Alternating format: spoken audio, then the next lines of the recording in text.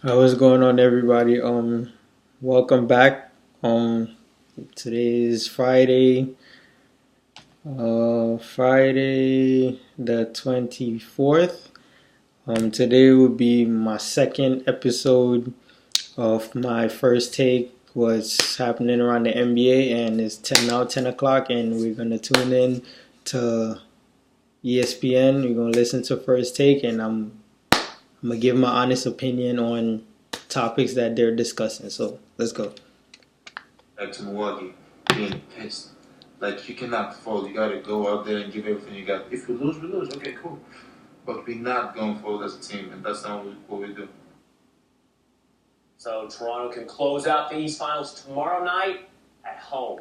Stephen A., is Kawhi proving he's the best player in the world right now? Okay, so the question was, is Kawhi proving that he's the best player right now? Right now, I would say yes, because Kawhi Leonard is he's dominating Giannis. Like, you could see on plays where he's, he's defending Giannis, and Giannis is struggling. So that I will put him over Giannis right now. LeBron is not even in the finals. Right now, I can't say LeBron is the best player in the league right now because of what. Well, you know what? You can't prove that because LeBron's not in the finals. But LeBron is not there, so Kawhi, he's not really proving nothing. To be honest with you, he's not really proving that he's the best player right now because the competition is not theirs to say he's the best player. So Giannis is doing his thing, but you could argue that he's the best player. So let's hear what Stephen A. has to say. That's not happening right now. You're getting the Toronto Raptors to get out on the wing and contest these shots. And as a result, what we're learning is there are really no playmakers. Malcolm Brogdon can create his own shot. Bledsoe can't hit a perimeter shot when it counts. Other guys can't hit contested shots for the most part. And Giannis can't get them free shots because even though the attention he still attracts, it's a little bit different now because Kawhi is able to neutralize him on his dribble penetration. And as a result, he can't get into the teeth of defenses the way he was doing all regular season long. And because of that, it's really, really compromised them, and it's made them second-guess themselves. It's made them a bit tight and tentative offensively, and as a result, you can see their frustrations on the defensive side of the ball because they look a little different, a little desperate, and I think that's what's happening. Look at your eyelids. You can see this man is not getting enough sleep. That's why you're missing the big story here, Stephen A. Smith. Standing on these customs lines, getting in and out of You're absolutely right. I'm not getting enough sleep. That's right.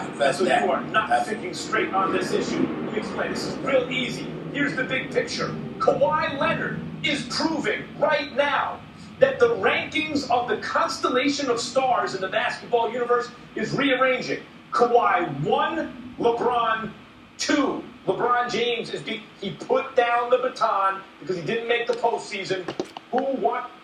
I would disagree that Kawhi is 1 and LeBron is 2 because you still have LeBron putting up numbers with the struggling team that he has. Kawhi Leonard has better players. LeBron basically is doing what he did in Cleveland, but with just younger, more talented players. So Kawhi has Kyle Lowry, Pascal Siakam, Marc Gasol. He has talent around him. So he has players that could really play. So Kawhi Leonard is he's just like with KD. KD is dominating right now because of the players around him. Yes, he was doing that before, but the game is more easier for Kevin Durant because the defense has to worry about Curry. The defense has to worry about Clay. The defense has to worry about Draymond could shoot threes. And Boogie, when healthy, they was drawing more attention in the paint. So KD, working as a mid-range player, could dominate because the defense has to worry about other players around him. So Kawhi Leonard has to worry about other players around him. Now, Kawhi Leonard has to worry about has players around him that's nice. So LeBron has talented young players that's nice, but it's like compare them to experienced players that know how to play and that get the job done. You're looking at Lonzo Ball just developing a shot. Like he's not offensively like explosive and like dangerous. He's not. So you got players like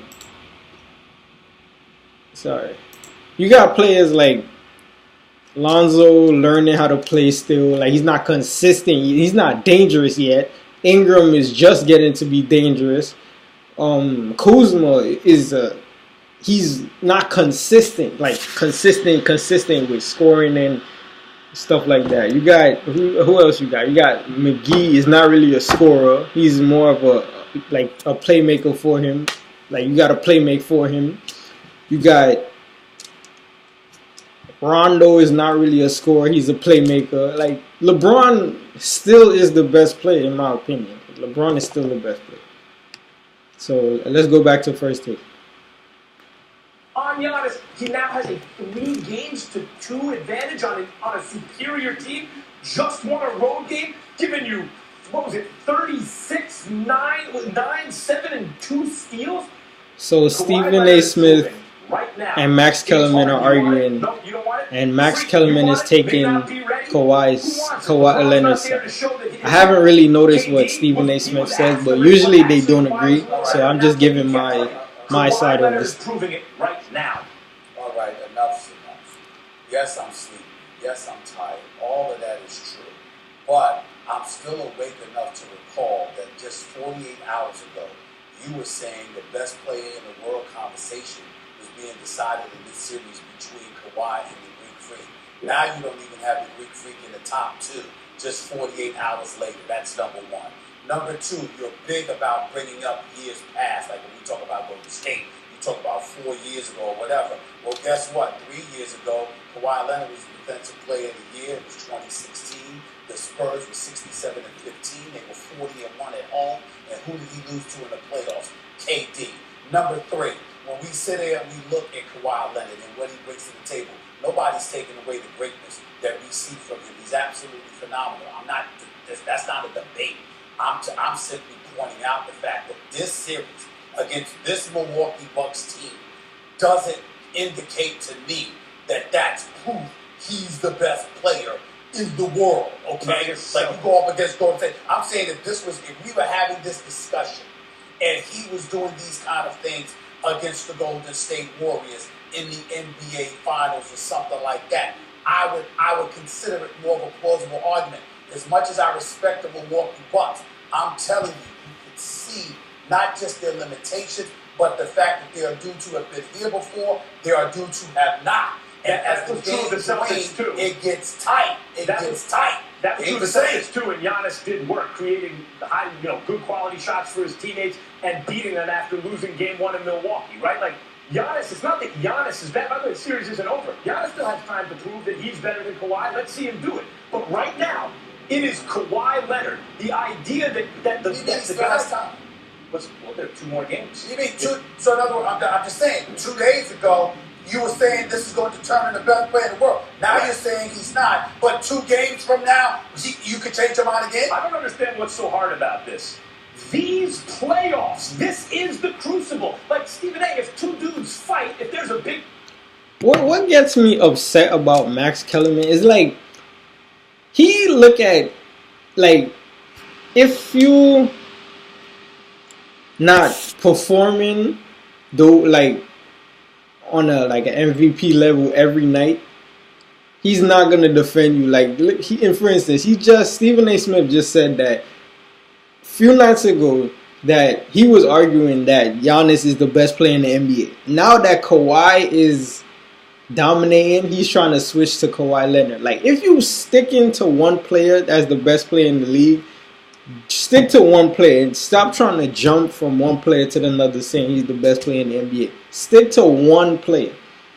If Giannis is the best player, if you think Giannis is the best player in the world, stick to that one. Stick to Giannis for the rest, not for the rest of the season or for the rest of your life or whatever, but stick to that and stick to whoever. Don't go back and forth.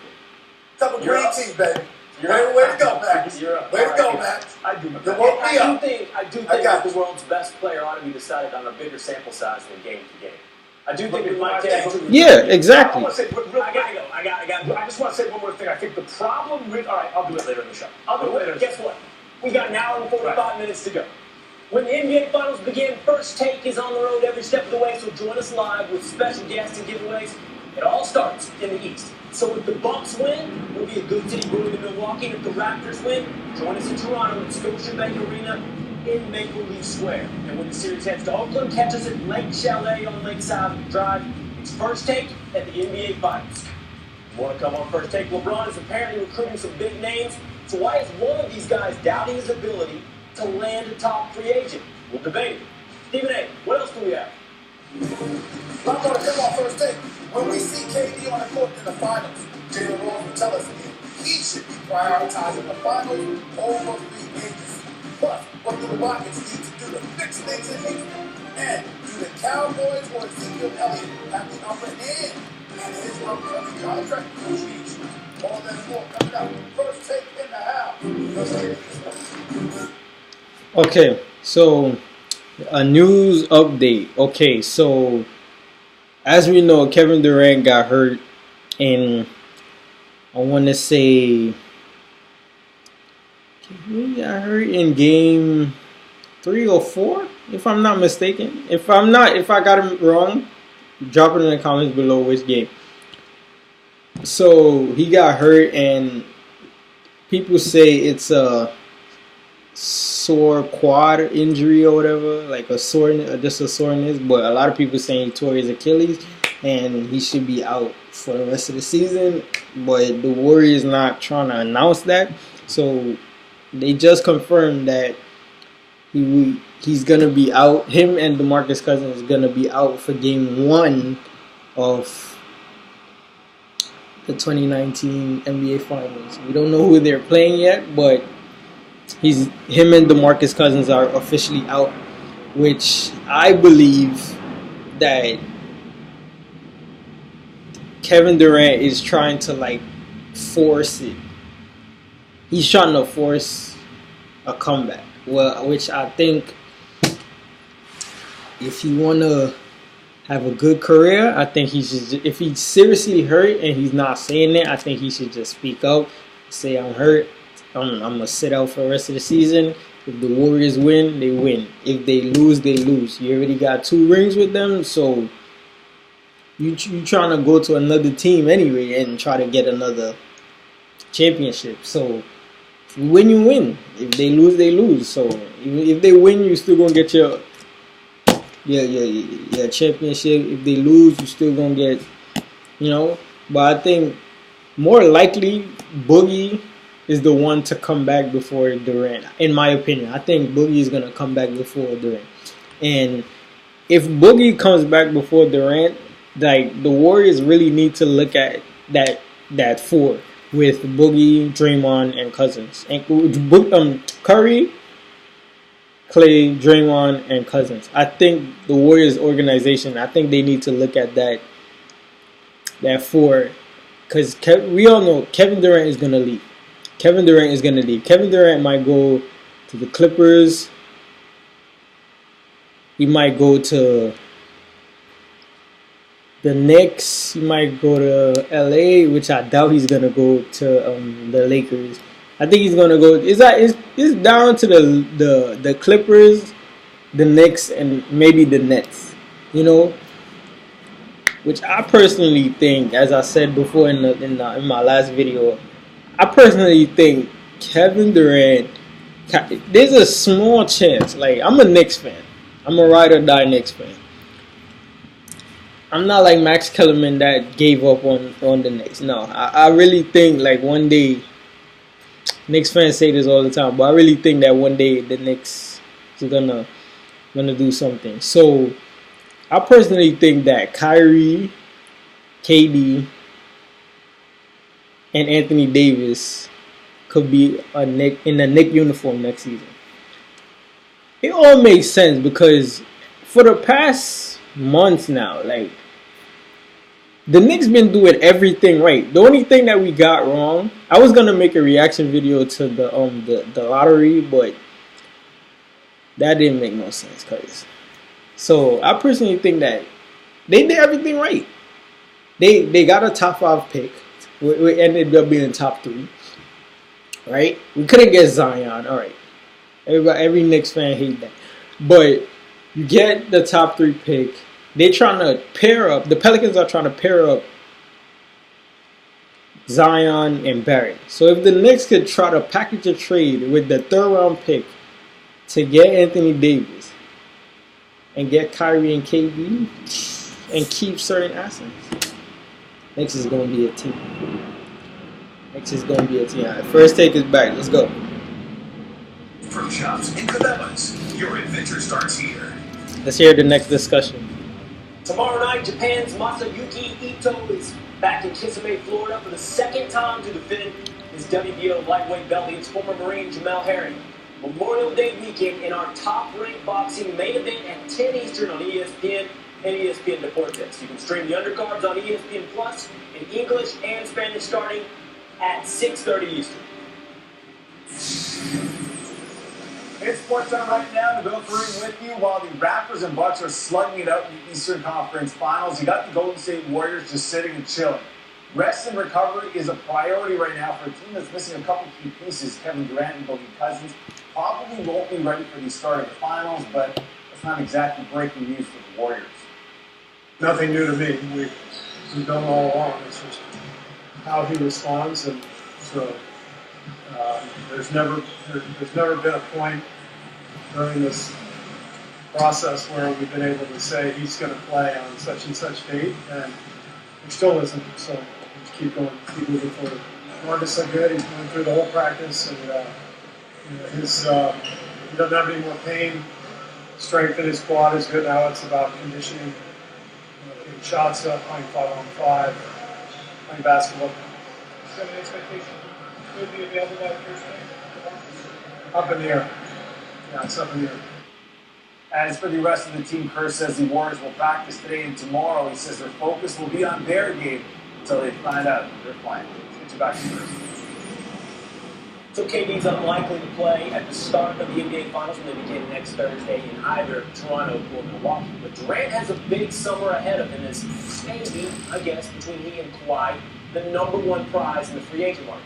Man, Jalen Rose is sitting in this here. Good morning. Thanks for having me. Max, I'll start with you, though. KD's priority in the short term here. Should it be playing in the NBA Finals or should it be free agency? Of course it should be free agency.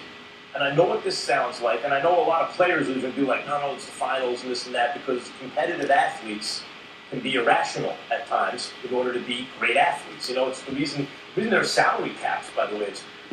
Okay, so the question right now is, should KD prioritize the finals or free agency? So, as I said before, if they win, they win. You're hurt. You don't want to come back and re-injure yourself and damage your career for free agency, that a team that you're trying to sign. You get what I'm saying? So, excuse me.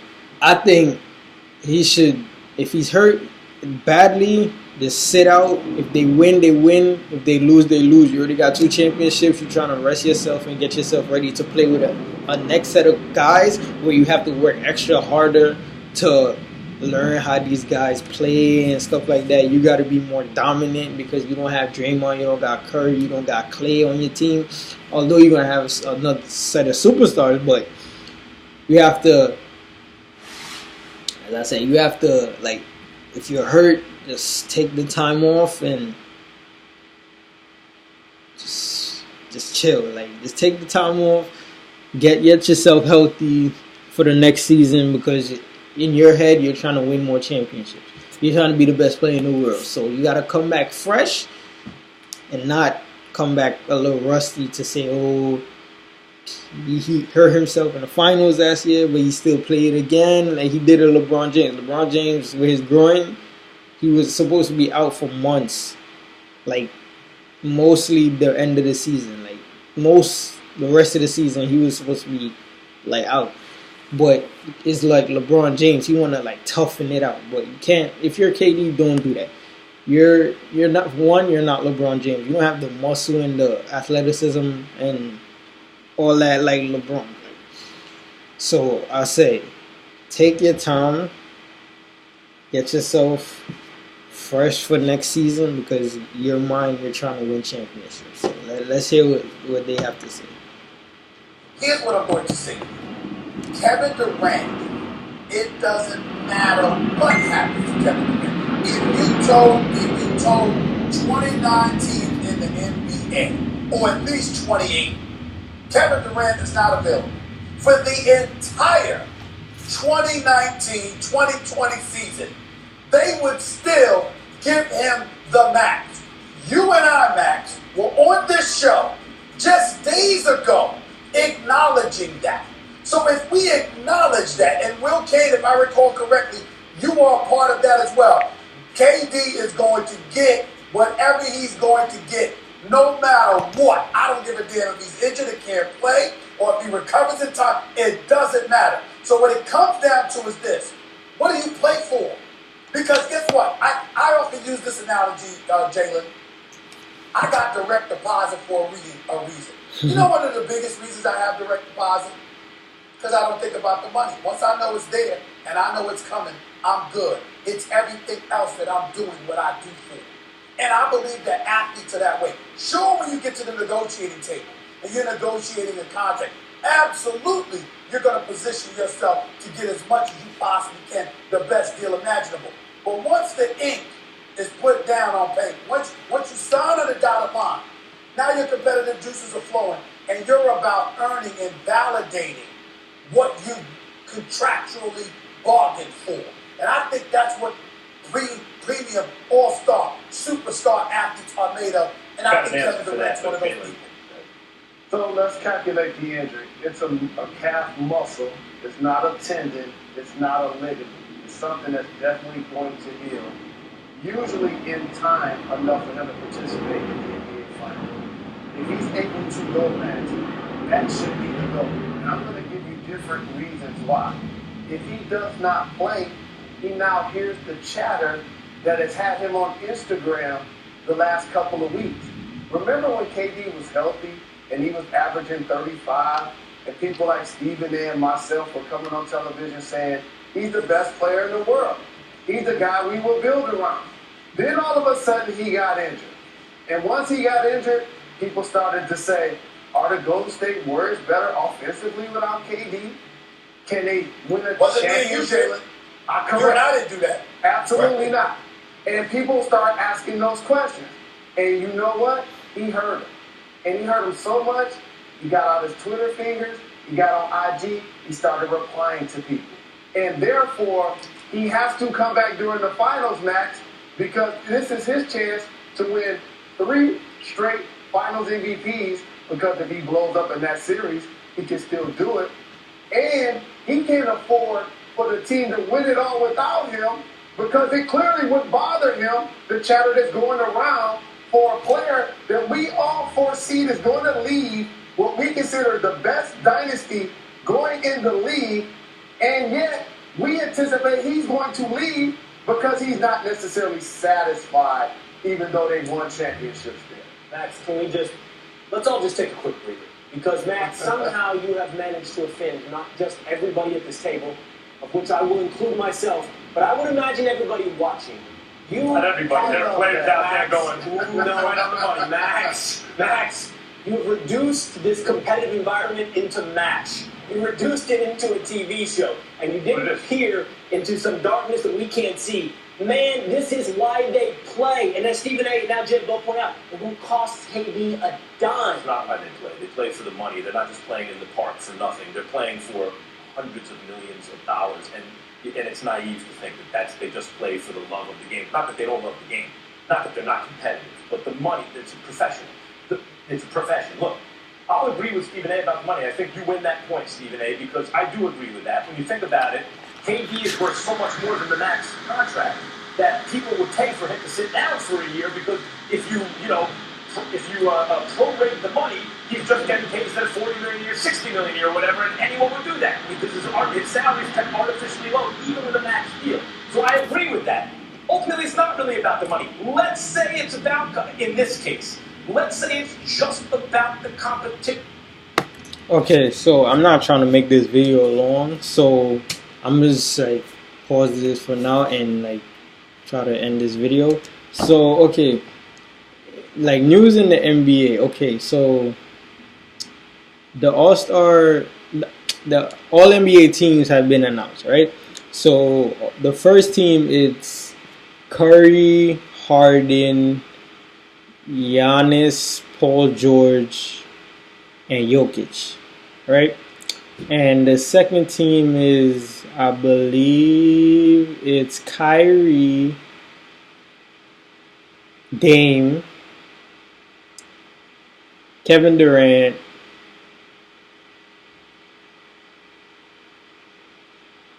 Joel Embiid, and somebody's missing. Anyway, so the third team is Walker. So everybody is saying that Walker didn't deserve it. They think Klay Thompson deserved it more than Kemba. But remember, Klay didn't have a good season. He had a he had a great season, but no, he had a good season, but not a great season like Kemba. Kemba took his team on his back, almost made the playoffs in the East. Right now, the East is not hard to make the playoffs, but the East there are some competitions in the East. So, Kemba, I would say Kemba deserved it, but the NBA is rigged. So, in free agency, okay, now that the NBA just don't like the Knicks. Here's why I say that. Kemba Walker is All-NBA third team, right? He's projected to make $250 million. He's how do you say it? He's